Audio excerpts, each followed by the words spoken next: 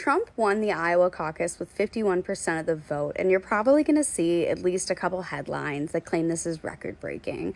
But it's only record-breaking if you compare it exclusively to open primaries where an incumbent or president isn't running. And we know the Republican Party views Donald Trump as the incumbent. Many don't believe he actually lost in 2020. The only president to do worse than Donald Trump in an Iowa caucus is Gerald Ford, who was never actually elected president and picked by Republican voters. Hell, even Jimmy Carter in 1980, facing opposition from a literal Kennedy, got 59% of the vote. Tonight's victory for Trump in the Iowa caucus shows his weakness more than it shows his strength. So you know it's bad when you're a Republican congresswoman in Iowa and your constituents are telling you that you should impeach Trump. Republican Representative Ashley Hinson heard from her constituents loud and clear during a town hall today. First, watch and hear the reaction that she received when she said that she was proud to have voted for the Trump GOP budget bill. I was also proud to vote for President Trump's One Big Beautiful Bill last week. This is a generational investment. This is a general investment. This is your time. Okay. Now check out the reaction that she received when she said that Trump is fighting for the people of Iowa. Oh, and remember to add the Midas Touch podcast on Apple Podcasts and Spotify.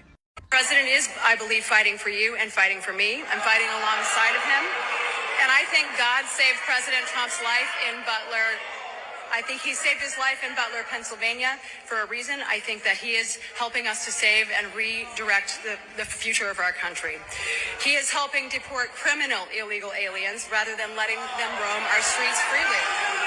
He is ending the abuses of taxpayer. Wait. God saved him for a reason, to redirect the future of our country. That's not political analysis. That's religious fervor replacing critical thinking. Look, faith is personal, but when you start treating politicians like they're divinely appointed, you've stopped being a voter and become a follower. Here's the problem. Divine intervention removes accountability. If someone is chosen by God, then any criticism becomes blasphemy. Any failure becomes God's mysterious plan. Meanwhile, while you're praying for miracles, China's signing decade-long contracts with Brazil. Your soybeans are rotting. Your farm is underwater financially. Faith doesn't pay mortgages, and it definitely doesn't replace sound economic policy. And finally, check out this question she received from a constituent and watch the audience's reaction when she responds. President Trump and his cabinet, in addition to being totally unqualified and inept, are breaking laws by ignoring federal judges' orders. When are you going to do the responsibility that you were elected for by holding the executive branch accountable up to and including impeachment? Well, let me start off by saying that judges need to follow the law, and I don't think this country needs another impeachment charade. That's what we saw in the last Congress, and I voted no on that for a reason. Judges need to follow the law as well, and what I think is important about the bill we just passed is we have a number of judges who have been activist judges and going beyond the scope of their district courts. So a majority of farmers in Iowa voted for Trump, even though last time around his trade war started other countries growing grain like Argentina and Brazil, Japan. Many of them are growing their grain and doing trade with other countries, as well as growing their own cattle, pigs and cows, right?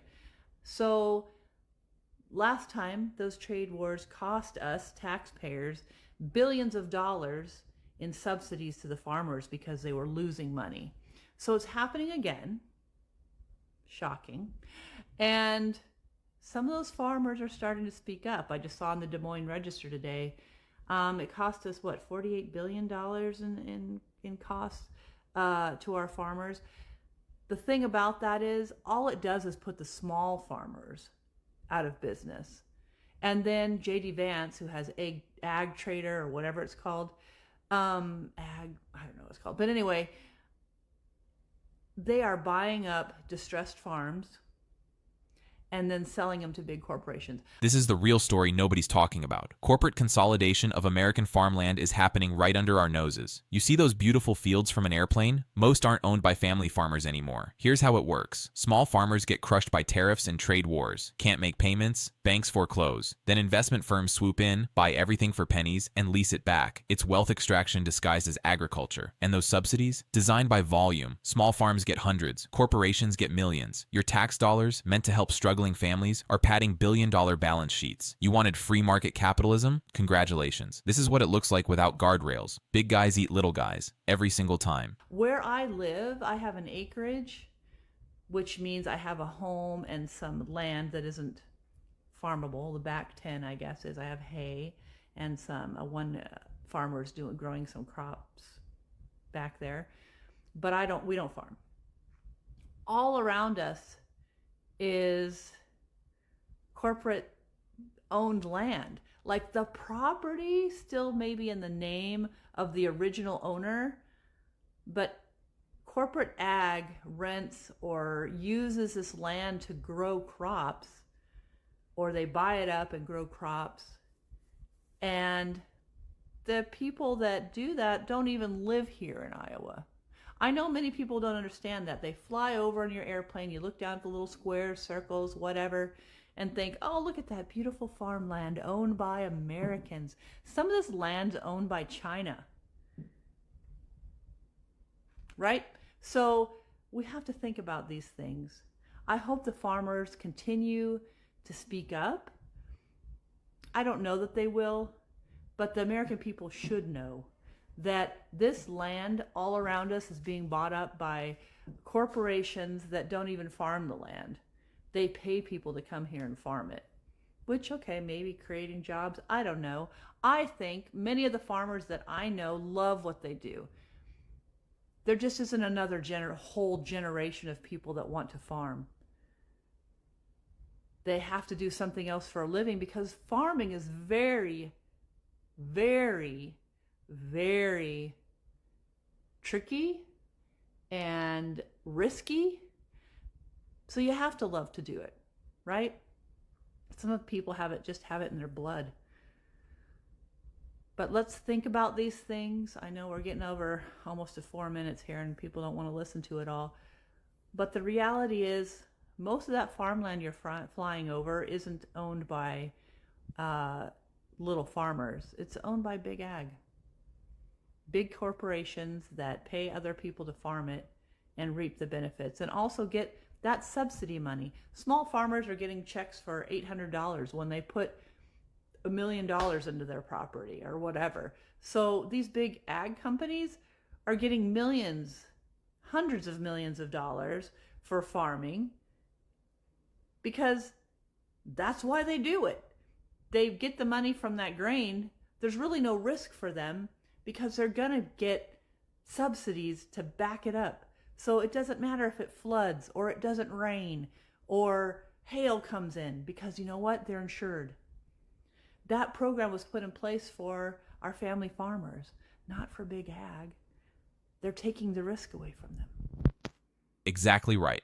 Farm subsidies were created as a safety net for families who actually work the land, people whose survival depends on good harvests. But like every well-intentioned program, it got hijacked by those who least needed it. Now massive corporations game the system, collecting millions while paying minimum wage to actual workers. They get the profits, the bailouts, the subsidies. The risk? Transferred to taxpayers. Meanwhile, small farmers compete against entities with unlimited capital and political connections. It's not even fair. Here's the brutal irony. Many of these farmers voted for cutting government waste, then watched billions get funneled to corporate donors through these exact subsidies. Pay attention to who actually benefits from the policies you support. So think about it.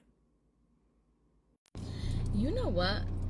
I've come to the realization that in America, everyone that's complaining about the big beautiful bill are the lazy people. And I think I somewhat touched this in another video, but not in depth.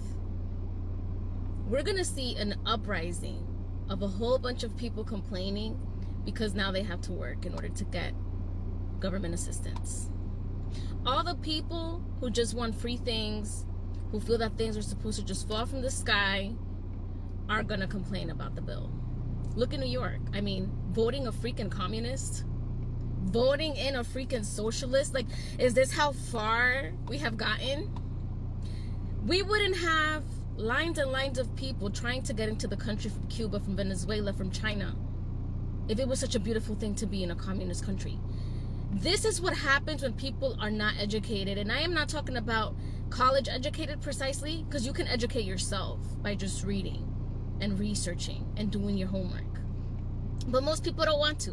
Most people just want to complain without reading up on the things they're complaining about.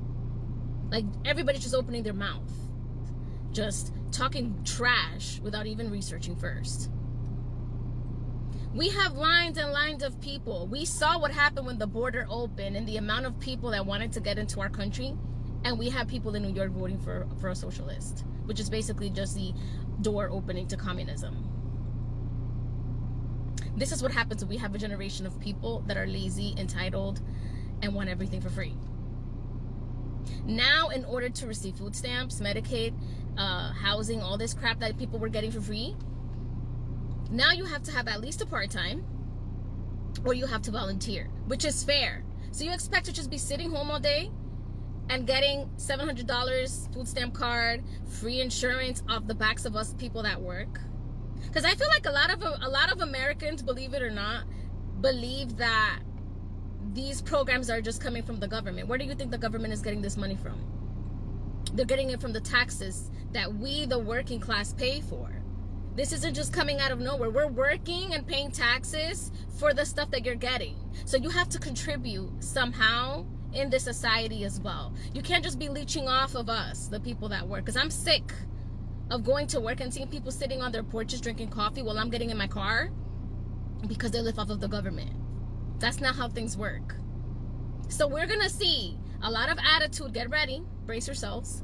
A lot of attitude, a lot of people with stank faces working now. Get ready, because it's coming, if it hasn't started already. Because they're mad that they have to do something in order to get their benefits.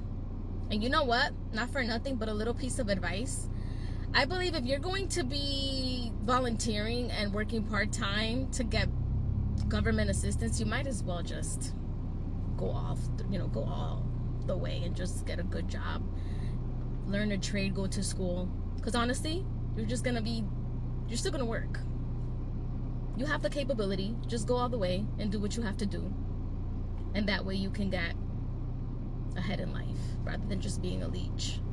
I'm just saying. She's got a point, but it's incomplete. If you can work part-time for benefits, you can probably work full-time and build an actual future. The welfare system was meant as temporary support, not a lifestyle. But here's what gets ignored. Childcare costs more than rent in most places. Healthcare is tied to employment, transportation, mental health barriers, disability, and here's the real kicker. Farmers get billions in government assistance. Nobody calls them lazy, but a single mom working 2 jobs and still needing food stamps? She's the problem? See the double standard? Most people on assistance already work. They just don't earn enough to survive because wages haven't kept up with costs. Before calling people lazy, maybe ask why full-time work doesn't pay enough to live anymore. We're going to do something that we're going to put the farmers in charge. We are going to give the workers to the farmers. And if a farmer's been with one of these people that work so hard, they bend over all day, we don't have too many people can do that. Because we've looked at the data, and the people we were going to put in the wellness camps to work on the farms actually do not have the physical capacity because it turns out they're actually disabled. They work very hard, and they know them very well. Some of the farmers are literally, they cry when they see this happen. If a farmer is willing to vouch for these people, in some way, Christy, I think we're going to have to just say that's going to be good, right? So if they're going to not like me, I'll give their workers back. We're going to figure something out. We're going to give their workers back. Work very strong and smart. We're going to put you in charge. We're going to make you responsible. And I think that's going to make a lot of people. We're going to make the farmers responsible because you know them. So you'll have a better shot at getting them back to their bunk bed inside the cage, inside the tent on your property. And we're going to give you a great deal. We're going to give you a great deal. You can house these people. You can detain these people on your property. I'm sorry, did I say detain? You can provide housing to these people. No, their families can't come now. No. Well, maybe their families can come. Maybe. Just depends. See how good of a negotiator you are. We're going to give you a great deal. We're only going to charge you $200 a day for your laborers. It's a great deal. You're going to make so much money. It's going to make so many people really happy. Happy. Now, serious radical right people, who I also happen to like a lot, they may not be quite as happy, but they'll understand, won't they?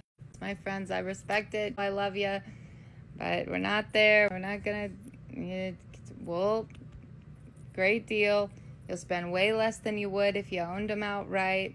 We'll just charge you a small maintenance fee for each labor. You don't even have to worry about the headache. No, something happened. No, they got to cough up a bunch of money out, but no, we'll handle that. We'll own them, and you'll just pay a small leasing fee for your slave labor. Check this video out. That are very difficult to do and very complex, but it works really well. We're sending them back, and then they're schooling, they're learning, they're coming in legally. We have a lot of that going on, but we're taking care of our farmers. We can't let our farmers not have anybody, these people, you can't replace them very easily. People that live in the inner city are not doing that work. They're just not doing that work. And they've tried, we've tried, everybody tried. They don't do it. These people do it naturally. I said, what happens if... These people do it naturally. What does that even mean? That certain humans are genetically predisposed to backbreaking labor, that some people are just built for field work. This is eugenics wrapped in economic policy. Agriculture relies on immigrant labor, not because they're naturally better at it, but because they'll do brutal work for low wages, because they have no other options. American citizens won't do it, not from laziness, but because you can't support a family on seasonal farm wages with no benefits. The farmers crying about losing their workforce? They were fine with this system when it benefited them. They voted for deportations. They just thought it would be someone else's workers. Turns out you can't dehumanize people and then carve out exceptions when convenient. Once again, leave it up to the Trump administration to continuously leave dog whistles for the red meat of their base that is racist, sexist, misogynistic, and bigoted. This administration continues to show us time and time again what they really think about people of color, Black and brown individuals, and women. What does he mean by inner city? What does he mean that these people naturally have the ability to work in fields and in the agricultural industry? Nothing new here, just same Trump administration tactics of dog whistles and symbolic racism. Once again, the Trump administration shows this time and time again. And honestly, I think it's quite intellectually insulting for them to assume that these tactics will just go over our heads. Farmers, you effed around and you're finding out, didn't you? Farmers F around, find out. They are furious with Donald Trump over this Argentinian bailout. What? Yes, they are furious with Donald Trump over the Argentinian bailout and over Donald Trump's trade policies that have got them into a financial crisis. Here is one quote from Polk County, Iowa. They say, "We are facing financial crisis because of avoiding common sense trade policies, and instead we start trade wars with other countries such as China that are buying in the past our soybeans." What? Yes. Well, hello. Donald Trump did this to you all back in his first term. Why do you expect him to be any different? You do the same thing over and over and you expect a different result. This is what he did and cost you all millions and billions of dollars, and the billions of dollars that he had to bail you out before then, having to do the same thing now. On top of this, he's now sending $40 billion to help bail out Argentinian farmers that are selling their soybeans to China at cheaper prices, and helping his MAGA buddy try to stay in power in Argentina. So our farmers, you effed around, you find out, you did it twice. Really?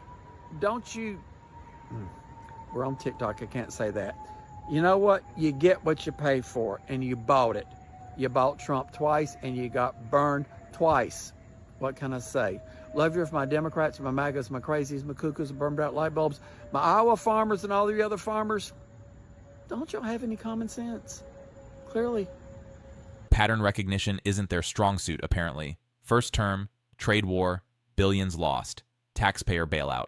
Problem not fixed, just temporarily papered over. Second time, same policies, same trade wars, same consequences. Except now, no bailout. Instead, $40 billion goes to Argentina, a direct competitor, while American farmers watch their market share evaporate. This stops being about politics and becomes about basic learning ability. But here's the deeper issue. Many aren't operating on facts. They're operating on identity. So even when policies actively hurt them, admitting failure would mean admitting they've been wrong for years. That's harder than bankruptcy for some people.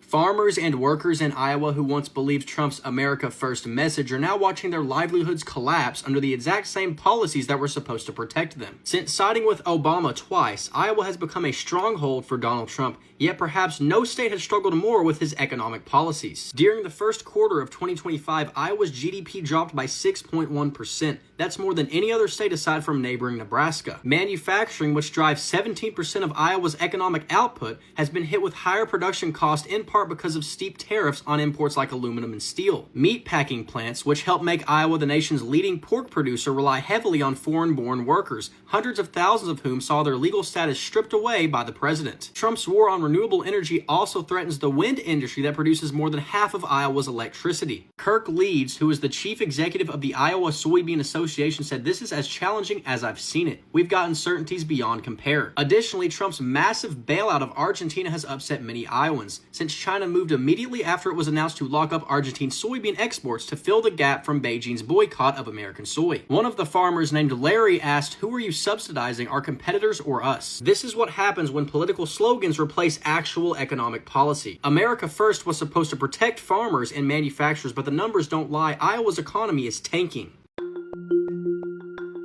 I think it's going pretty well.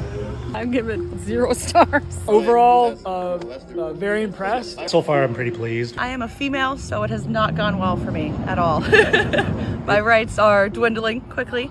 I'm still surprised by how divisive people are, and that one really sucks. I honestly believe he's doing what he said he would do. I respect that. He is trying to get rid of those terrorists and the drug traffic and sex traffic people. They're the people that we need to get rid of. I mean, he's done nothing but just try to get rid of people who are from here. As far as I'm concerned, he hasn't done a single thing right. For the most part, I think the tariffs was just a game that Trump wanted to play, and had a bunch of countries that have come to the table to talk about it. I don't think there's very much middle ground. I think you either really like it, you really enjoy what he's doing, or you really hate it. So it's very divided. He's doing what he said he would do. I respect that. But what if what he promised is destructive?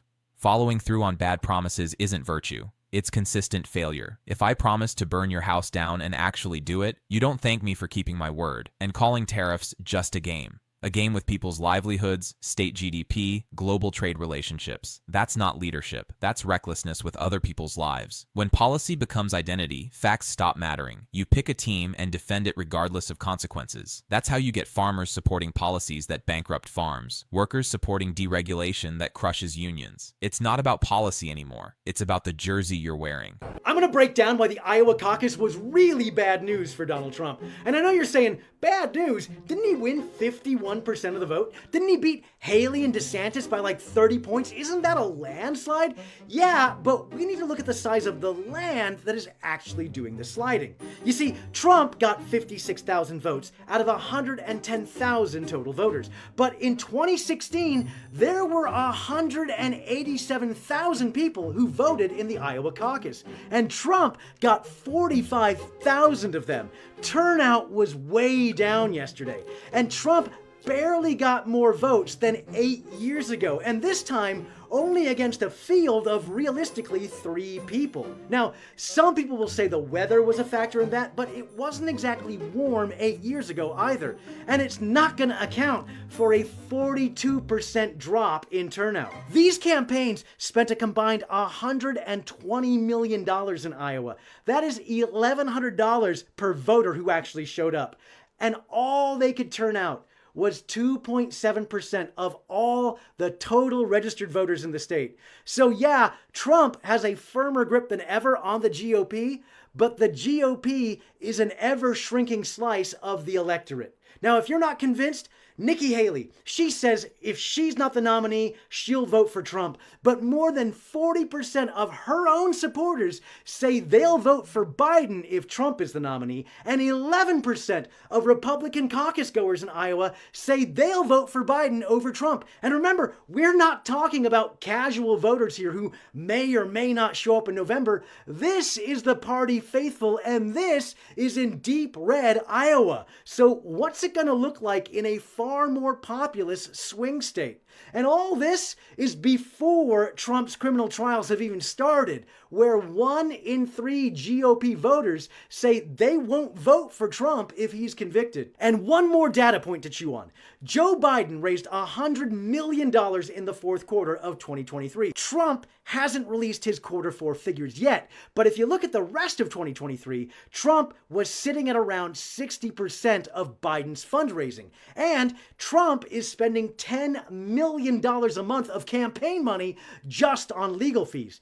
Now compare that to the $154 million Trump raised in the same period 4 years ago during his re-election bid, and this is a massive drop-off in people willing to give him financial support. Forget the noise. Follow the money. Turnout down 42%. Fundraising crashed. And 11% of Iowa Republican caucus goers, the most dedicated party members, say they'll vote differently if he's the nominee. In deep red Iowa. That's not strength, that's erosion. The fundamentals tell a story the rallies don't. You can't rally your way out of an economic collapse. Iowa's GDP dropped 6.1%. Farmers bankrupted, manufacturing costs up, workforce deported. Eventually, reality catches up with rhetoric. And right now, the numbers aren't lying. Look, I've made no secret about my dislike for the orange guy. And you could say this is all just liberal wish casting. And that might be true. And Donald Trump could very well win in November. But if you look at the tail of the tape, it seems like Trump's chances are a whole lot of noise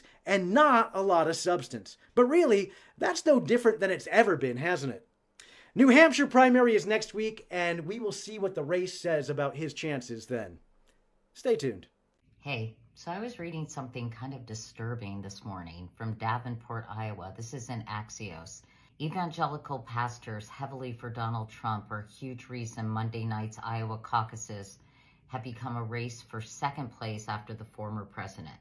They say obviously they embrace Trump because of the Supreme Court justices who helped overturn Roe v. Wade.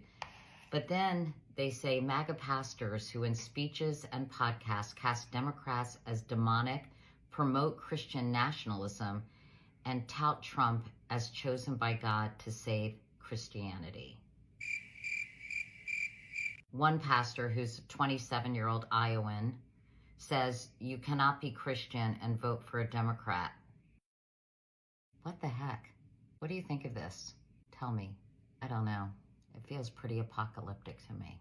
You cannot be Christian and vote for a Democrat. When religion becomes a weapon for political power, everyone loses, especially religion. These pastors aren't preaching gospel. They're preaching politics with a Christian coding. Faith has become a loyalty test. Politics has become theology. Once you declare God supports your candidate and condemns the opposition, you've stopped having disagreements and started waging holy war. You don't compromise with heresy. You don't negotiate with evil. This rhetoric isn't meant to persuade. It's meant to radicalize, to eliminate doubt, to make voting differently not just a choice, but a sin. Once people believe their political beliefs are divinely ordained, facts stop mattering. Consequences stop mattering. Other people's suffering stops mattering. That's not faith. That's manipulation. So what did we just witness? People learning that slogans don't pay bills. That cheering for policies that hurt you means you get hurt. Iowa voted for trade wars, lost trade partners, voted for deportations, lost their workforce, voted for deregulation, watched corporations devour family farms, and blamed everyone except those they put in power. This isn't about left or right, it's about accountability. Your choices have consequences. For you, economics is mathematical. Math doesn't care about feelings or bumper stickers. The lesson? Pay attention. Understand what policies actually do, not what they promise. Politicians work for you. When they fail, fire them. Drop a comment. Did Iowa learn its lesson? Hit like, share, and subscribe. This story isn't over. Thanks for watching Mind Mirror. Stay sharp. Real quick, by becoming a channel member, you're not just supporting our work. You're helping us amplify voices, fight misinformation, and keep important conversations alive. Membership gives us the strength to keep producing content that matters. Join today and stand with us in shaping a better future.